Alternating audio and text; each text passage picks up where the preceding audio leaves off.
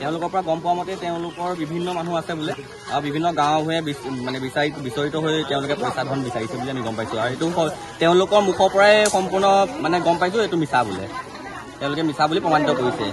মুখেৰে মাতিব নোৱাৰা কি অভিনয় কৰিছিল? অভিনয় কৰিছে তেখেতসকলে। অভিনয় কৰি তেখেতসকলে আমাৰ যেনেকৈ হিন্দু ধৰ্মত গৰু মৰিলে যেনেকৈ পইচা বিচাৰি মানুহৰ ঘৰে ঘৰে যায়, তেওঁলোকে এনেকুৱা মানে আচৰণ দেখুৱাইছে। কোন জেগা এইখন? এইটো মঙলগাঁও, বিশ্বনাথ মঙলগাঁও।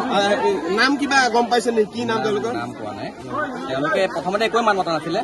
তাৰপিছত যেতিয়া আমি ভালকৈ সোধা মেলা কৰিলোঁ, গোটেইখিনি তেওঁলোকে লাষ্টত পিছত কৈছেগৈ এটাকে ধৰক যে তেওঁলোকে মিছাতে পইচা বিচাৰিছে আৰু পইচা বিচাৰি বিভিন্ন গাঁওবিলাকত সোমাইছে তেওঁলোক।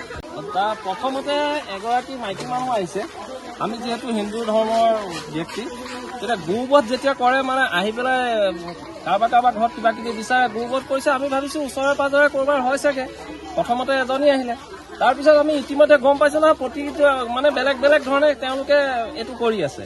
তেতিয়া অনুসন্ধান কৰিলোঁ যে নহয়, ইয়াতে ছজন সিহঁতৰ গ্ৰুপ এটা আহিছে।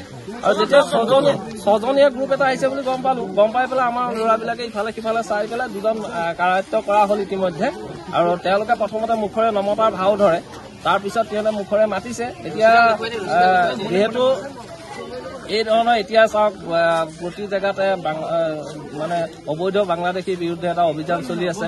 এইসকল সম্পূৰ্ণ আমি বিচাৰিছিলোঁ আধাৰ কাৰ্ড আছেনে নাই, আধাৰ কাৰ্ডো তেওঁলোকৰ হাতত নাই। কোন হয় কি কথা আমি নাজানো যিহেতু, সেইকাৰণে আমি বৰ্তমান আমাৰ সাংবাদিকসকলকো মাতি পেলাই যাতে ৰাইজক আৰক্ষীক খবৰ দিয়া ইতিমধ্যে হৈছে। আপোনালোকৰ জৰিয়তে আমি এতিয়া কওঁ যে আৰক্ষীও আহি পেলাই তেওঁলোকক আচলতে কাৰায়ত্ব কৰি পেলাই ইতিমধ্যে লৈ যাব লাগে। আৰু অদূৰ ভৱিষ্যতে যাতে গাঁওবিলাকত তেওঁলোক যেনেকৈ প্ৰৱেশ কৰিছে, ইয়াত চোৰ ডকাইত এইবিলাক হোৱাৰ সম্ভাৱনা নথকা নহয়।